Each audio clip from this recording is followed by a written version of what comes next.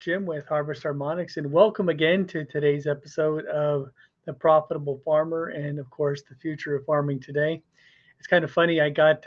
We talk about being the future of farming and how we're evolving the agriculture industry, and we're giving farmers the much needed boost, the much needed benefits that allow them to really make that transition from that leap from conventional chemical based agriculture to a more physics based and more advanced way of doing technology, an easier way of doing farming.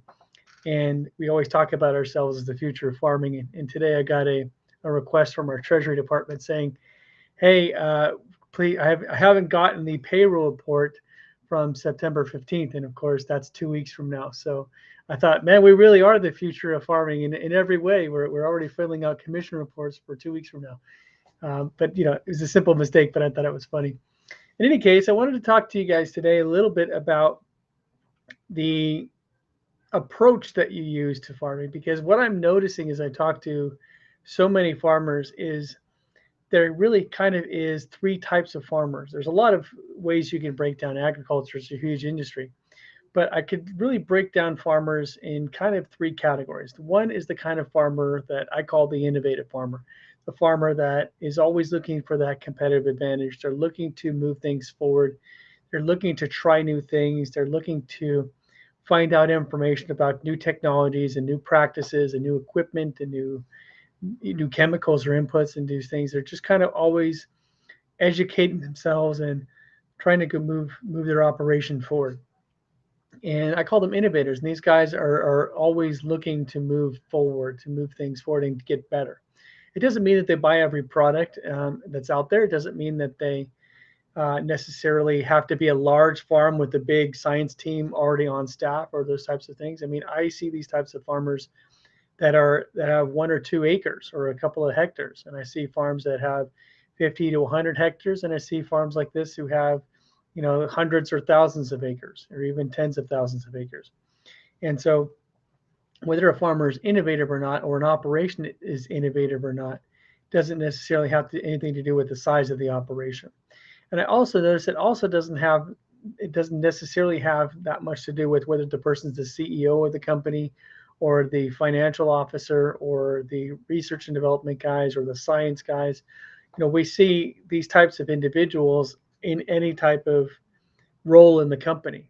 So it's interesting to talk to these people, because when I talk to people that are innovators, they already get it. They already, I talk to them about soil health, and I talk to them about microbial activity, and I talk to them about regenerative agricultural practices and organic growing methods and these various things, and how to transition and move, because I don't demand that my farmers just immediately jump and say, okay, I'm going to go from a chemical based agriculture right to an organic with no transition in between. I don't ask that of anybody, but I definitely can see that the people who are looking to improve their operation and to move things in a certain direction, they already get these points. I don't have to educate them on these various things. They already know it. And then I got the second group of people that look at these types of innovations, and they look at soil health, and they look at some of these long-term, long-range solutions, and they think, oh, that would be nice, but they're primarily concerned with making sure they're getting a crop out, making sure they're doing everything right in the current way of doing things. So, and then you got guys that are just like very resistant to change.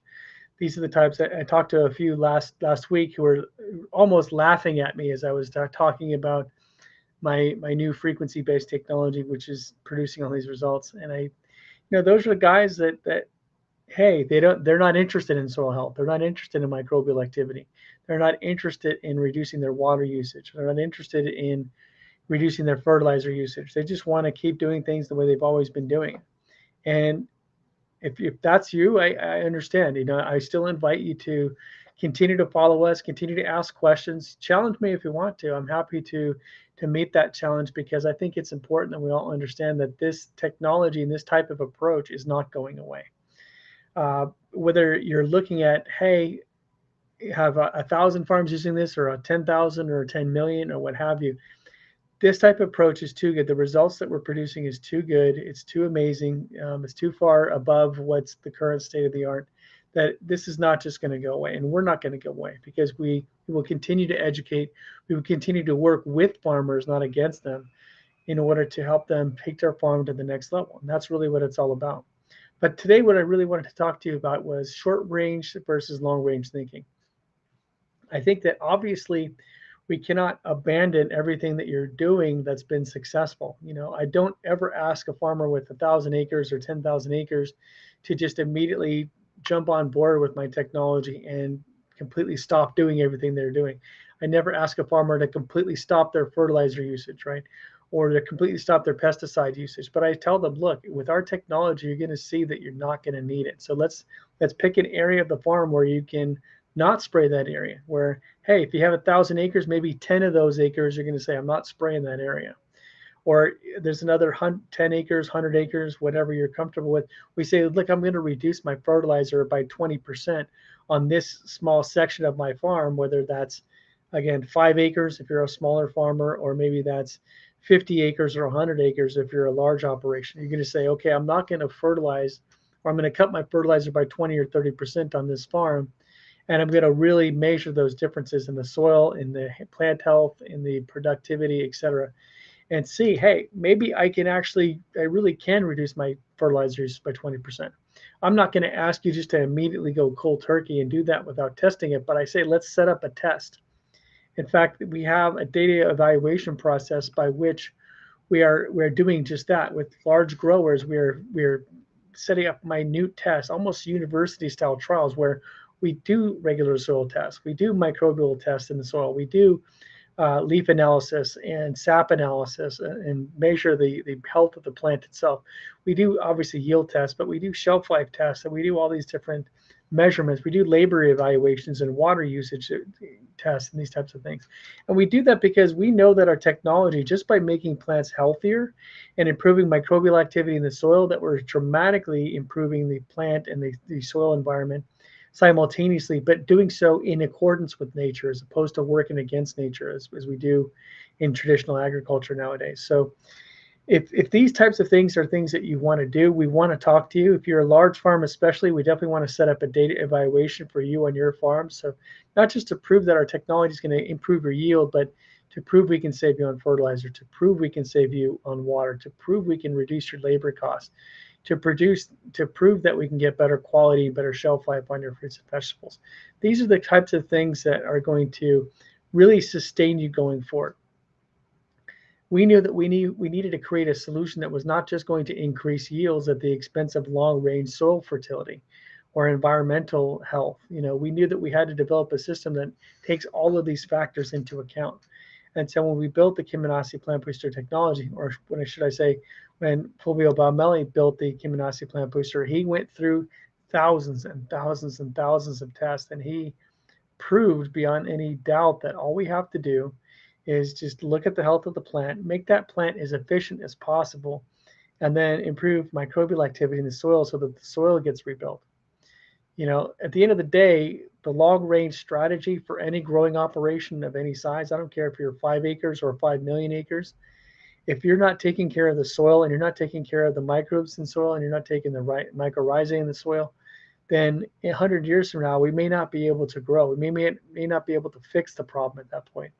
And think, if you're wanting to turn in your farm over to your grandchildren or your children, what are you leaving for them? So long-range solutions, if you want to keep growing for the next 10, 20, 30 years, if you want to pass that farm on to the next generation better than when you received it, then we need to look at long-range strategies while maintaining current time yields so that we can make a living today and yet prepare ourselves for coming changes going into the future.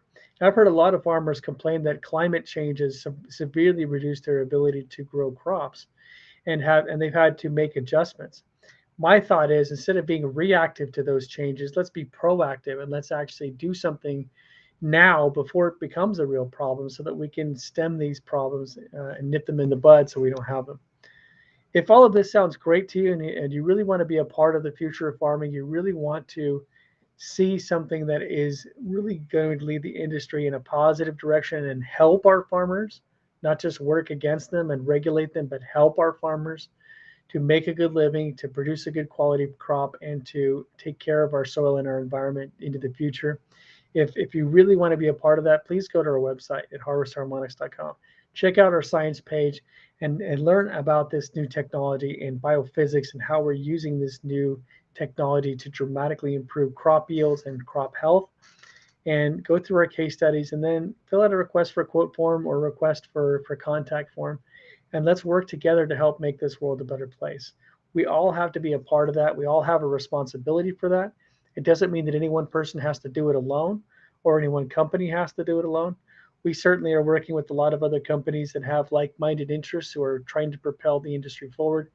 And we urge you guys to do the same. So if you want to be a part of this evolution of agriculture now, as opposed to waiting till you have to change because you'll have no choice 5, 10, 20 years from now, then give us a call, 727-324-6750. We want to work with the willing. We want to work with the innovators. We want to work with the people that want to create a better future for everybody. And I hope that's you, and I hope we can help you become part of the future of farming today. Have a great day, guys, and we'll talk again.